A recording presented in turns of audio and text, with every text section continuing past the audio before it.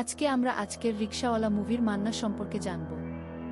ঢালিউড বা বাংলাদেশের সিনেমার ইতিহাসে মান্না ছিলেন গণমানুষের নায়ক। আজকের রিকশাওয়ালা সিনেমাটি তার ক্যারিয়ারের অন্যতম শ্রেষ্ঠ একটি কাজ, যেখানে তিনি একজন সাধারণ খেটে খাওয়া মানুষের প্রতিনিধি হিসেবে পর্দায় হাজির হয়েছিলেন।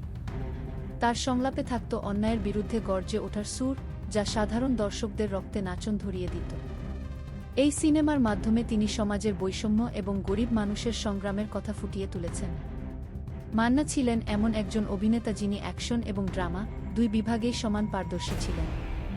তার অকাল প্রয়াণ বাংলা চলচ্চিত্র জগতের এক অপূরণীয় ক্ষতি, তবে তার কাজগুলো আজও মানুষের মনে অম্লান হয়ে আছে।